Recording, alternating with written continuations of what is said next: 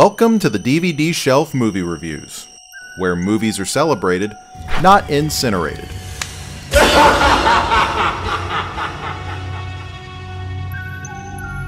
Now, this creepy little bastard and I go way back. Tonight, an ABC novel for television. There's been another murder. 30 years ago, they were the misfits, bound together to fight their worst fears. I'm every nightmare you ever had. I'm everything you ever were afraid of. Maybe it's some kind of evil being that can read our minds. I want to kill it. Swear to me that if it isn't dead, it'll all come back. Now, it's back for revenge. The killings start up again. 6 so far, maybe more. Together again, they'll fight to the death. Lucky 7. We're all here now. Get out of Derry while you still can. I'm going back in. This time I'm gonna kill it. Something bad's going to happen to one of us, maybe all of us. Let's finish it. Once and for all. John Ritter, Harry Anderson, Annette O'Toole, Richard Masur, Tim Reed, Dennis Christopher, Richard Thomas, and Tim Curry. Stephen King's It.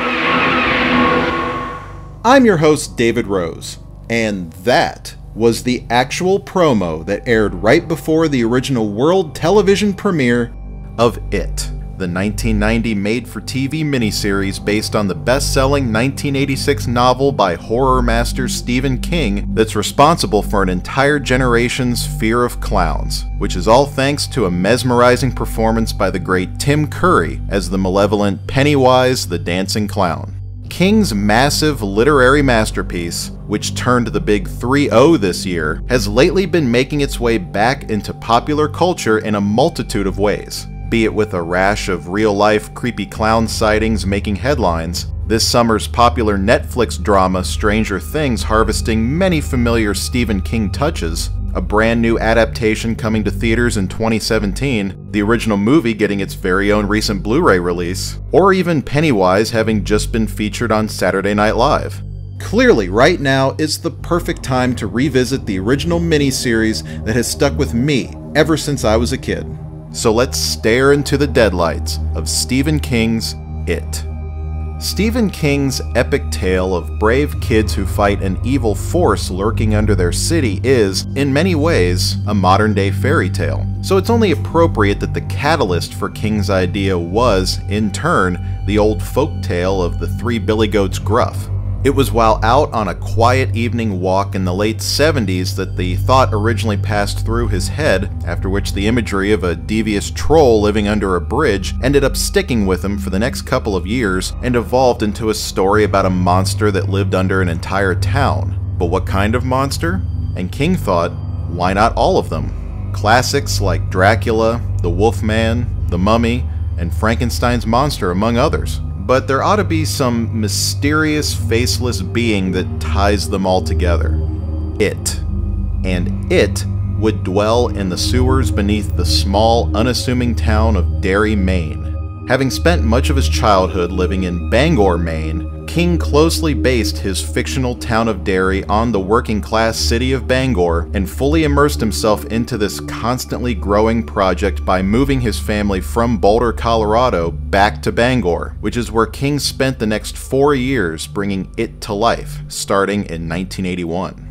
King certainly has a knack for writing about kids, but It would become his definitive thesis on childhood memories and fears, and how our experiences as kids can shape us as grown-ups. What's impressive about the book is how huge it is, despite the relatively simple plot. 7 kids overpower an evil shape-shifting creature, but when It wakes back up 27 years later, they return for another showdown. That's basically it. Yet the text is extremely descriptive and deliberately paced when it comes to painting a vivid picture in your head of these 7 heroes, the monster, and the town of Derry, to the point where you actually feel like you're living in Derry and are good friends with these kids. And King cleverly lays out the narrative as a series of overlapping memories. It, as a book, is a riveting, slow-burn experience, and King writes like a crazed madman of sorts. He excels at setting up scenes, fleshing out characters, and spending the entirety of the book building multiple levels of suspense with satisfyingly gruesome payoffs. By the time It was published in September of 1986, it held the distinction of being Stephen King's longest novel up to that point, quickly becoming one of the year's best-selling titles, and, to this day, continues to be one of his most revered works. Back in 1979, King's classic vampire novel Salem's Lot was turned into a well-received 4-hour made-for-TV miniseries that aired on CBS over the course of 2 nights, and when It came along several years later, the instant popularity of the book made a film version a no-brainer. But the heft of the novel just couldn't be contained by a mere 2-hour theatrical feature, so ABC offered to buy the rights from King to make It into a miniseries similar in format to Salem's Lot. King agreed that the immense size and scope of his novel couldn't possibly be crammed into a 2-hour film, but he also felt that a made-for-TV movie would fail to capture his book's extremely dark, graphic, and adult subject matter. However, in early 1990, the debut of the widely acclaimed and groundbreaking mystery series Twin Peaks showed that ABC was beginning to push the envelope when it came to violence, adult situations, and total batshit craziness. So a successful adaptation of It as a TV movie no longer felt like a total impossibility.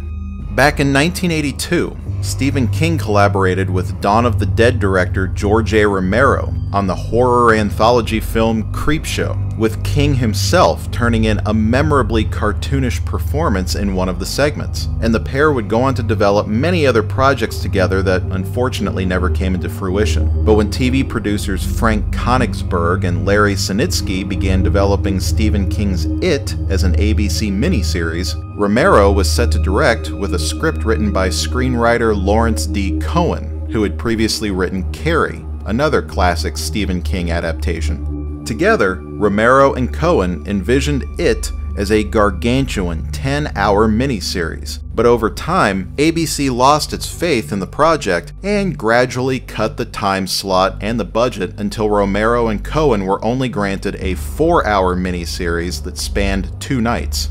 Romero eventually bowed out of the project, likely because the network's massive cuts killed his passion for it.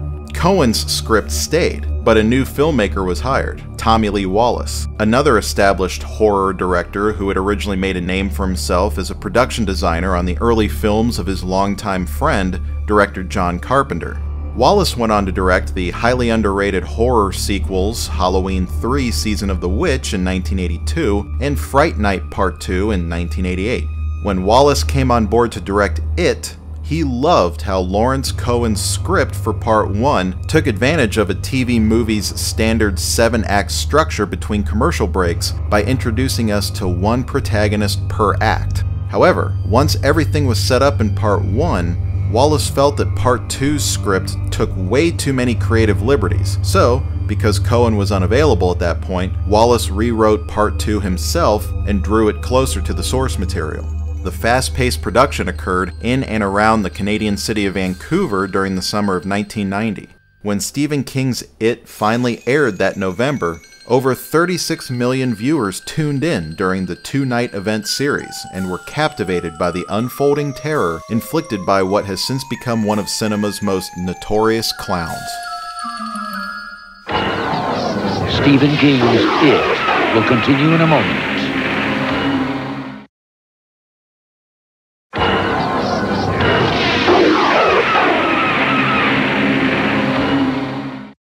As described in the novel, It isn't as much a supernatural evil as it is a prehistoric creature that originated in the far reaches of space and crash-landed on Earth right in the spot that would eventually become Derry, Maine.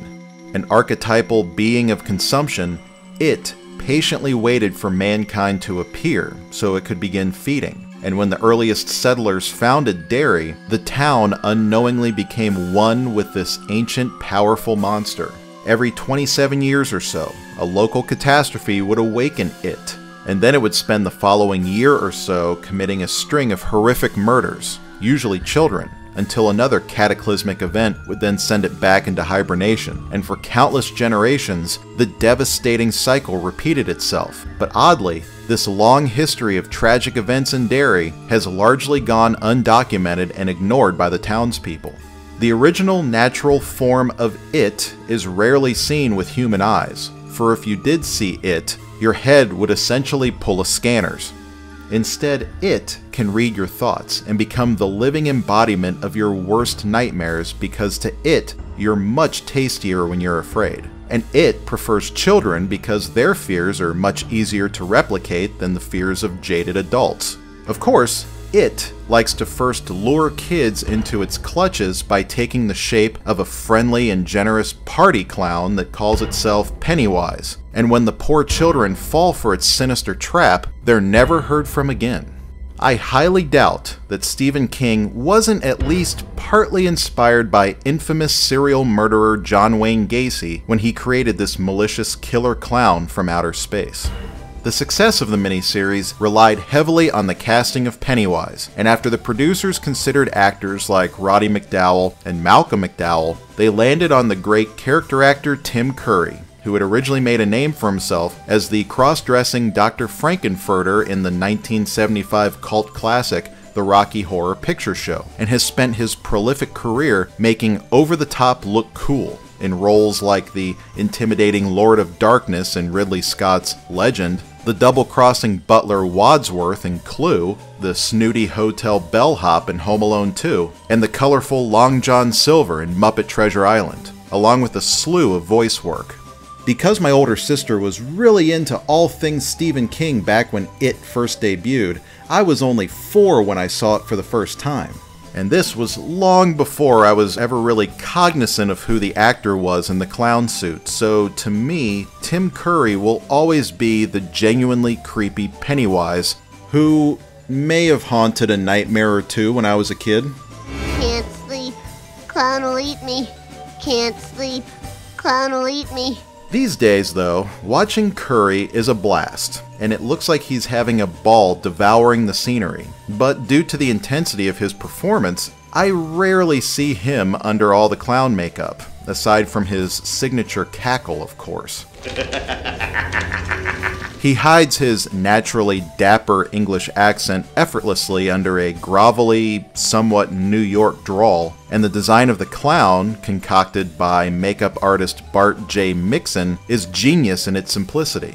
Originally, Mixon designed Pennywise to have more pronounced cheekbones and an extended chin as seen in this rare makeup test photo of Curry. But after having been buried under heavy makeup and prosthetics like he was in Legend, Curry requested that the makeup be as minimal as possible. So Mixon cut back and kept it simple, to great effect in my opinion.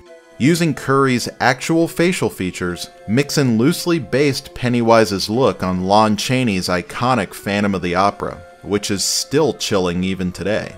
Mixon went through many different concepts before landing on what we see in the finished movie, a look and a performance that's certainly worthy of the Horror Movie Hall of Fame. Over the course of this massive story, we follow 7 main characters across 2 separate time periods as they embark on an epic journey to discover what exactly it is and how to stop it. The kids are all outcasts for various reasons, but they all came together during the fateful summer of 1958 and jokingly refer to themselves as the Losers Club. During the film's speedy production, director Tommy Lee Wallace impressively orchestrated 2 entirely separate groups of actors, kid versions and adult versions of the 7, which is no easy task. The kids were played by a group of virtual unknowns, while the adults were portrayed by a veritable who's who of recognizable character actors from TV and film. Richard Thomas plays popular horror novelist Bill Denbrough, who as a kid suffered from a horrible stutter. The tragic death of his younger brother Georgie at the hands of Pennywise gives Bill the strongest motivation to fight it, making him the de facto leader of the Losers Club, and as adults, Bill remains its strongest opponent because his career as a writer kept his imagination the strongest of the group over the years. Stephen King made a horror novelist the main hero? You don't say. Tim Reed portrays Mike Hanlon, who was aggressively tormented as a kid by being one of Derry's few black residents. But he was the only member of the Losers Club that never moved out of Derry and had to reluctantly alert his friends years later when he realized that it had returned. John Ritter plays acclaimed architect Ben Hanscom, who was picked on as a kid for being overweight, but his knack for structural design made him an essential part of the Losers Club when they decided to build an underground treehouse to hide from bullies. Annette O'Toole portrays Beverly Marsh, a wealthy fashion designer who was the only girl in the Losers Club. A victim of an abusive father and teased for living on the poor side of town, Beverly would go on to marry an equally abusive husband, but her strength, determination, and love made her an important asset in the fight against it. Dennis Christopher plays the psychosomatic Eddie Kasprak, the owner of a successful limousine rental company who, as a kid, was made to believe by his excessively overprotective mother that he suffers from severe asthma attacks, and as an adult, he continues to depend on an aspirator and countless medicines despite having never been diagnosed with any actual physical ailments. Harry Anderson plays Richie Tozier, a well-known stand-up comedian and actor, or radio DJ according to the book, who as a kid went by the nickname Trash Mouth for always letting his wisecracks, insults, and impersonations get him in trouble with the bullies who would constantly break his thick-rimmed glasses. And finally, Richard Mazur portrays Stanley Uris, an esteemed accountant who was bullied as a kid for his Jewish heritage and germophobia. After getting the dreaded phone call from Mike Hanlon asking him to return to Derry to fight it again, Stan can't face the thought, so he instead slits his wrists in his bathtub. The adult actors are all fantastic in their roles, and I actually love the scenes in Part 2 that really feel like a reunion of old friends where they reconnect and begin reminiscing over the good times.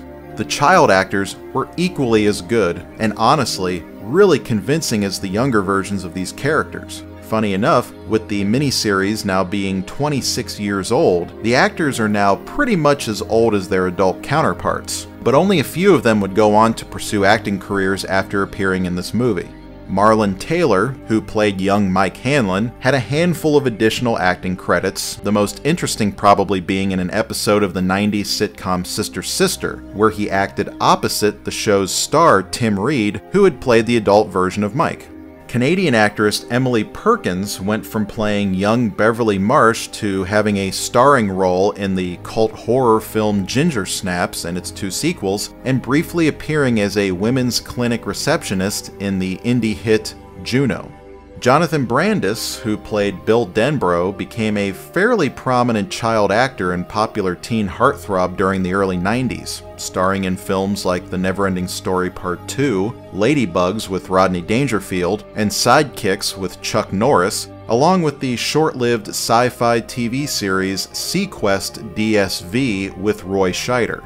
Brandis remained a talented and dedicated actor, but sadly, once the acting offers began to dwindle as he grew up, Brandis took his own life in 2003 when he was just 27.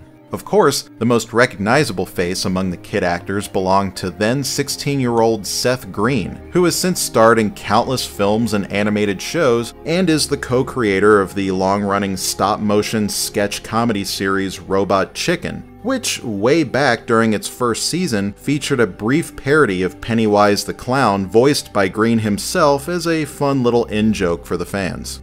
Now, despite what the critics say, I love this film, but I won't deny that nostalgia is a major factor, and it definitely helps that I watched it as a kid years before I ever decided to crack open the book for the first time.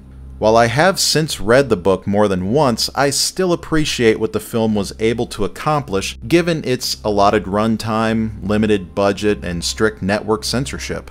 Although I'll admit that the film is not without its flaws. Specifically the ending where it, who has spent most of the film as a menacing clown, reveals itself to be a giant, otherworldly spider creature that looks like a cheap Ray Harryhausen knockoff. the effect is a bit unintentionally goofy, although it could have worked since the kids of that era would have probably been scared of giant monster movies with those antiquated special effects. But given the cast and director's obvious disappointment with the spider and the audio commentary, that's clearly not what they were originally going for. Much like the strange monsters created by H.P. Lovecraft, Stephen King's giant spider packs way more of a punch in your own imagination than on screen, and the bulk of the ending in King's book is way out there and practically unfilmable. So I believe the filmmakers did the best they could with the resources they had, disappointing as it may be for many. For me though, I've seen the film so many times that the ending just sorta comes with the territory and doesn't ruin the overall experience. Now having said that, I'd be all for the idea of next year's It remake to maybe have the battle with the giant spider less resemble the original film, and maybe have it be more along the lines of the terrifying Shelob sequence from the Lord of the Rings trilogy. It seems like the bigger and more ambitious the film tries to be with its effects overall, the more dated they do look. But when it's going for those small, sneaky little scares, a lot of the practical effects are rather clever and still hold up remarkably well. Like a photo album dripping with blood, Pennywise standing on the surface of water, a balloon that bounces itself down the street, or a plate of haunted fortune cookies. Many of the effects are unobtrusive, old school, and contribute to the film's menacing atmosphere, as does the highly underrated musical score composed by Richard Bellis. Bellis's compositions give the film an appropriately somber tone right from the opening credits. The entire score is sweeping, gloomy, and emotional, and you know Pennywise is lurking right around the corner when it starts to become cold, wet, and heavily synthesized with a sharp undercoating of twisted calliope circus music. A common criticism I've noticed suggests that for such a bloodthirsty clown, Pennywise doesn't seem to do much outside of merely taunting these kids. ABC's network guidelines didn't really allow the filmmakers to be too explicit with showing children in danger, which is ironic given the source material, so they found ways to dance around that rule. Pennywise corners, taunts, and threatens all the main kids, but rarely goes in for the kill. To fully adapt the grisly and disturbing essence of the book, the early 90s era network censorship was surely a huge barrier that the film just could not bypass. But I think this forced the filmmakers to be extra creative with the film's creepier moments, and some of what they did end up doing was pretty shocking stuff to see on TV at that time. Sure, the movie is practically the Goonies or the Monster Squad when compared to the much more gruesome and adult nature of the original book, but I kind of like it for that. It certainly made for a scary watch when I was a kid, and it continues to be a movie that I like to occasionally revisit for nostalgia's sake. And hey, isn't revisiting your childhood one of the biggest points of the story anyway?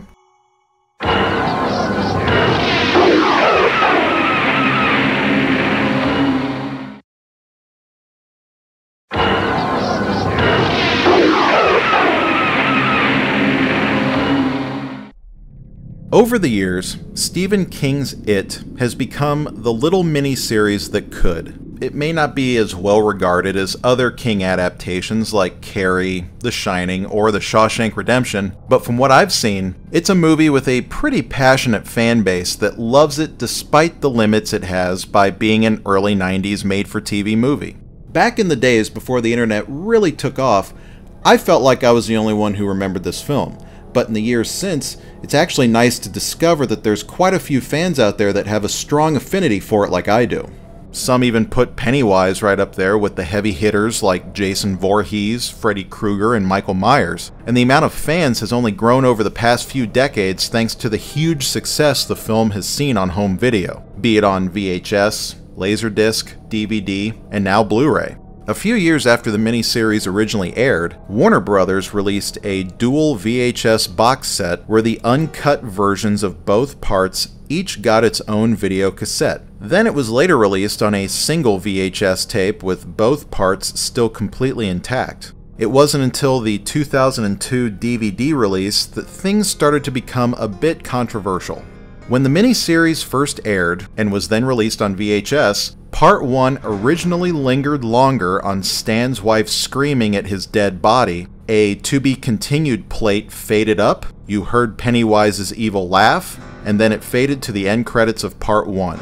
Part 2 would then begin with its own set of opening credits. We'd see adult Bill driving into Derry, checking into his motel room, taking a cab tour of the city, and then finally arriving at his little brother's gravesite.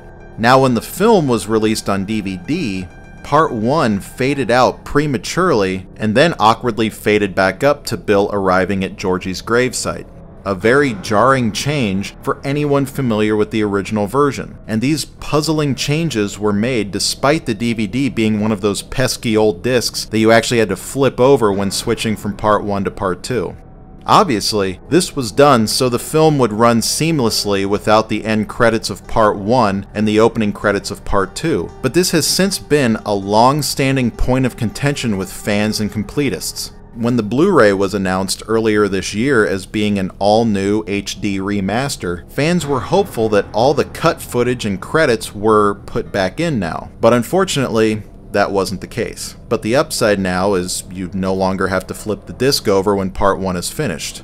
Now, all nitpicking aside, the new HD remaster actually looks really good, and is a significant upgrade in picture and sound quality from the DVD. The colors pop more, the textures are more noticeable than before, the picture is sharper than ever, and it's all overlaid with a nice layer of natural film grain. Thankfully, the Blu-ray also goes back to giving the film its proper 4:3 aspect ratio that it was originally filmed and broadcast in, back when that was the standard size of our TV screens. When it was later released on DVD, the picture was zoomed in to force it into the 16:9 widescreen aspect ratio to better fit modern TVs. But by doing so, you lost most of the information on the top and bottom of the screen. So while the new version doesn't completely fill the entire screen of my HD TV, it's actually worth it to see it back in its correct aspect ratio. As far as special features go,